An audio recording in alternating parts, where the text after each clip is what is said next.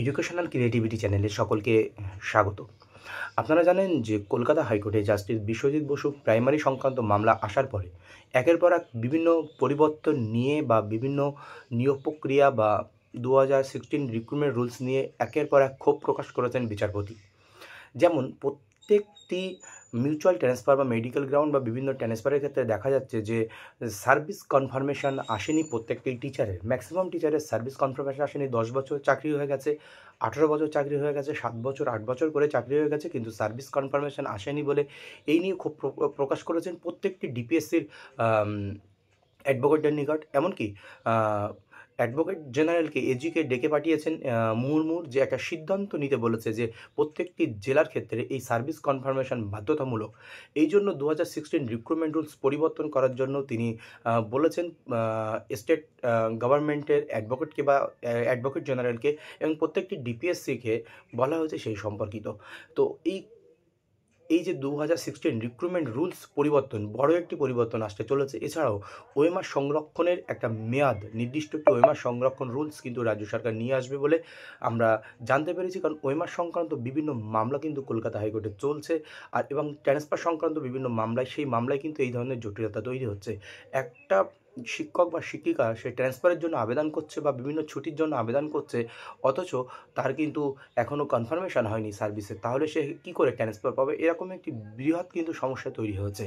তো অ্যাডভোকেট জেনারেলের উপস্থিতিতে বা বিভিন্ন অ্যাডভোকেট বা রাজ্যের পক্ষে বিভিন্ন পদাধিকারিক এবং ডিপিএসসির জেলার ডিপিএসসির বিভিন্ন পদাধিকারীদের উপস্থিতিতে একটি খসড়া তৈরি করা হয়েছে যে 2016 রিক্রুটমেন্ট রুলসের পরিবর্তনের জন্য।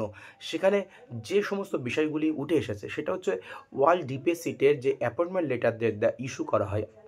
আমরা যখন চাকরি পাবো, প্রত্যেকের দেখবেন একটি করে অ্যাপয়েন্টমেন্ট লেটার পাওয়া যায়। সেই অ্যাপয়েন্টমেন্ট লেটার সে এলিজিবিলিটি বা মার্কস বা এমনকি তার শর্তাবলী বা কোন শর্তে নিয়োগ দেওয়া হচ্ছে, সে সমস্ত স্যালারি, বেতন সম্পর্কে ইত্যাদি ইত্যাদি দেওয়া থাকে।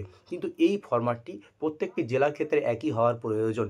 বিভিন্ন জেলার ক্ষেত্রে বিভিন্ন রকম। এটি জাস্টিস বিশ্বজিৎ বসু এজলাসে বসার পর থেকে প্রাইমারি রিক্রুটমেন্ট মামলা চলাকালীন তিনি এই দাবি প্রথম থেকেই করে এসেছেন বা এই পরিবর্তনের প্রয়োজন মনে করেছেন। আমি অর্ডার কপি সহ আপনাদের বিস্তারিত দেখাবো। এমনকি কনফার্মেশন সার্টিফিকেট হবে যেটি ইউনিভার্সাল। একটাই কনফার্মেশন সার্টিফিকেট, যাতে সাফিসিয়েন্ট ইনফরমেশন থাকবে, ইনফরমেটিভ হবে, যেটা দেখেই সব কিছু বোঝা যায়। অ্যাকচুয়ালি পোর্টফোলিও টাইপের অ্যাপয়েন্টমেন্ট হবে, পোর্টফোলিও টাইপের। সেখানে টিচারের সামগ্রিক বিষয়টি দেওয়া থাকবে। কনফার্মেশন হওয়ার জন্য যে মাপকাঠি, সেটাও সেই অ্যাপয়েন্টমেন্ট লেটারে দেওয়া থাকবে বা সেটাও বেঁধে দেওয়া হবে।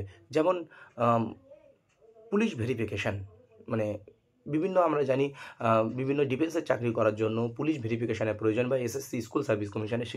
এখানে কিন্তু প্রাইমারি ক্ষেত্রে পুলিশ ভেরিফিকেশান হয় না। তাহলে কনফার্মেশনের আগে তার পুলিশ ভেরিফিকেশান করা বা কোনো তার মেডিকেলের কোনো ব্যাপার আছে কিনা, সেই সমস্ত বিষয়গুলি সূক্ষ্মভাবে খতিয়ে দেখার পরে কিন্তু তার সার্ভিস কনফার্মেশন করা হবে। এরকম একটি খসড়া জমা দেওয়া হয়েছে গতকালই। এই বিষয়ে কিন্তু রাজ্য সরকার জমা দিয়েছে কোর্টের কাছে।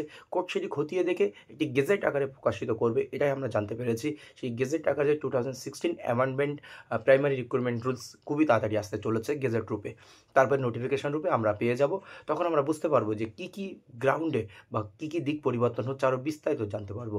তারপর আরেকটি গুরুত্বপূর্ণ বিষয়, যে ওএমআর মামলা নিয়ে আমরা দেখেছি 2014 আর 2017 ওএমআর মামলা নিয়ে ব্যাপক ঝামেলা হচ্ছে কিন্তু কলকাতা হাইকোর্টে। মানে এমনকি প্রতিটি দিন এই ওএমআর মামলা, কোনো দিন 17 ওএমআর, কোনো দিন 14 ওএমআর। এমনকি এই ওএমআর মামলার জন্য তৎকালীন সভাপতি মানিক ভট্টাচার্য জেলও খেটেছেন বিভিন্ন বিষয়ে, শুধু ওএমআর মামলা নিয়ে নয়। তো উনি অ্যাডহক কমিটি বা অন্য পদাধিকারদের মতামত না নিয়ে নিজেই একাই ওএমআর ডিস্ট্রয় করেছেন, এমনটা অস্বীকার করেছেন পশ্চাদের অ্যাডভোকেট। 2017 ওএমআর কেস নিয়ে বা 2014 ওএমআর বা 2017 ওএমআর প্রায় একটু ভিন্ন ধরনের ম্যাটার আছে। সেই ওএমআর সংরক্ষণের একটি নির্দিষ্ট নিয়মের কথা কিন্তু বারবার বলা হয়েছে, যে এখানে কখনো কখনো 2 বছরের কথা উঠে এসেছে, কিন্তু রাজ্য সরকার চাই যে 10 বছর ওএমআর সংরক্ষণ। অত্যাধিক পরিমাণ ওএমআর যদি সংরক্ষণ না করা হয়, তার মিরর ইমেজ রেখে দেওয়া, সেই মিরর ইমেজ রেখে দেওয়ার ব্যাপারটিও উঠে এসেছে। সেরকম একটি রুলস বা নিয়ম আনার জন্য কিন্তু একটা প্রস্তুতি চলছে।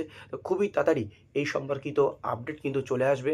আর 2016 recruitment primary teacher recruitment rules amendment আসছে এবং ওএমআর সংরক্ষণের জন্য যে একটি নিয়ম কানুন সেটাও কিন্তু 2016 প্রাইমারি রিক্রুটমেন্ট রুলস অ্যামেন্ডমেন্টের মধ্যেই উল্লেখ থাকবে। কারণ আমরা গতকালই দেখেছি ওএমআর সংরক্ষণ মামলায় ধুন্ধুমার কাণ্ড হয়েছে, যেখানে বারবার বলা হচ্ছে যে ওএমআর সংরক্ষণের নির্দিষ্ট কোনো নিয়ম নেই, যেখানে পশ্চাৎ 1 বছরের মধ্যে ওএমআর ডিস্ট্রয় করে দেওয়া হয়েছে। 1 বছর পরে যখন ছেলেমেয়েরা ওএমআর চাইছে সেই ওএমআর পশ্চাৎ দিতে পারছে না বা নাম্বার জানাতে পারছে না। কখনো ডিজিটাল ওএমআর নাম্বার দিচ্ছে 83, আরটিআই দিচ্ছে 75। এইভাবে কিন্তু ডিফারেন্স দেখা গিয়েছে বিভিন্ন ক্ষেত্রে বা বিভিন্ন সূত্রে আমরা দেখেছি। এই ওএমআর মামলা কতদূর জল গড়াবে সেটাও আমরা পরবর্তীতে দেখব। আর এই যে পরিবর্তনগুলো আসছে এটা খুবই ভালো খবর, কারণ জাস্টিস বিশ্বজিৎ বসু এজলাসে আসার পর প্রাইমারি সংক্রান্ত মামলা ধরার পরেই কিন্তু এই টনক কিন্তু নড়েছেও না যে এরকম একটা কেন্দ্রীয়করণ অবশ্যই হওয়া উচিত, যার জন্য সমস্ত ব্যাপারটা হাতের মুঠোয় থাকবে, আমাদের কাজটি করতে সুবিধা হবে। দারুণ একটি পদক্ষেপ। দেখা যাক পশ্চাৎ বা বিভিন্ন ডিপিএসসি রা কী সিদ্ধান্ত নিয়ে থাকে বা কী গেজেট পরিবর্তন হয়ে কী রুলস আসে, আমরা সেই জন্য অপেক্ষা করব। ধন্যবাদ। আজকের ভিডিও এই পর্যন্ত। পরবর্তী ভিডিওতে আবার দেখা হবে। তার আগে আমি আপনাদের অর্ডার কপিটি একটু দেখে নিন।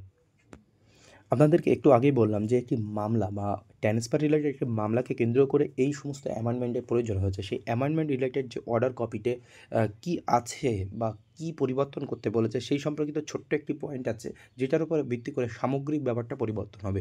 Mister Dutta, London advocate general AG, submits that steps have been taken to bring necessary amendments in the relevant rules for issuance of homogeneous letter of appointments to all the assistant teacher of the primary schools of the state।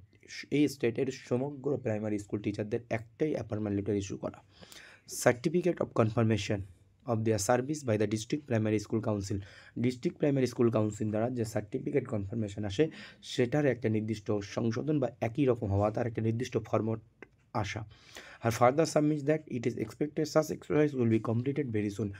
এই exercise বা এই অনুশীলনটা খুবই তাড়াতাড়ি সম্পন্ন করার জন্য নির্দেশ দেওয়া হচ্ছে জাস্টিস বিশ্বজিৎ বসু এজলাস থেকে। Mister Acharya, learned counsel for the district primary council Purba Bardhaman, the respondent number 7 here in the Mister Basu Mallick, learned additional government pleader for the district primary school council Hooghly, the respondent 9 here jointly inform the court that the exercise which has directed to be carried out by their respective council has not yet been completed. তো যাই হোক, এটা হচ্ছে Hooghly and পূর্ব বর্ধমানের মধ্যে একটা transfer মামলাকে কেন্দ্র করে। যাই হোক, এই বিষয়টি এখানে আমাদের দেখার বিষয়। এই যে পরিবর্তনটা এটা আমাদের সবার জন্য প্রয়োজন। নতুন যারা রিক্রুটেড হবে বা যারা টিচার আছেন সবার ক্ষেত্রে এটা কিন্তু একটি ভালো দিক বলা যেতে পারে। এটাই আমার দেখার ছিল। আর আমার চ্যানেলে নতুন হলে অবশ্যই চ্যানেলটি সাবস্ক্রাইব করে বেল আইকনটি প্রেস করে পাশে থাকবে। ধন্যবাদ।